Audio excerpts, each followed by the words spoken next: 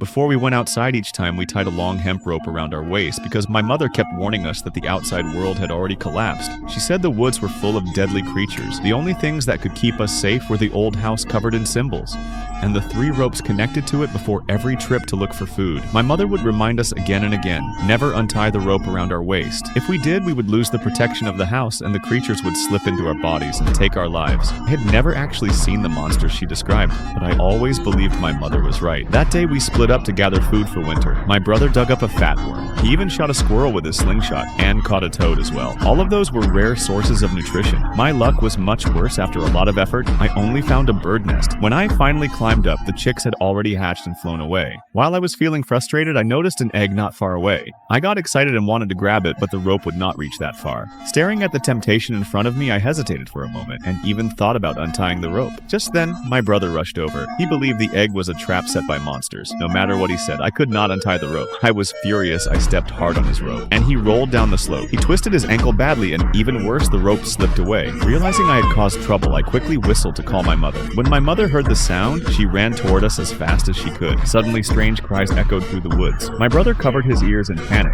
With no time to think, I untied my rope. I went down to help my brother escape. While we were focused on running, we did not notice. Something terrifying was closing in behind us. Luckily, my mother arrived in time, but she came from the other side, and her rope was not long enough, seeing her children in danger. My mother cut the rope without hesitation. Before the creature could reach us, she pulled us back up the slope, then quickly gathered the ropes around us. That was how we survived. But when I looked up out of curiosity, I saw no monster at all. That was the first time I doubted my mother. After we got home, she made us kneel and recite protection chants. My brother and I felt confused, but she held a knife and forced us to obey. Only after she was sure we were not possessed did she put the knife down. Then she checked my brother's injured foot. His ankle was badly swollen, but we had no medicine at home, so she rubbed it with herbal wine to show us how terrifying the monsters were. She told us a story from her past when she was young in the woods.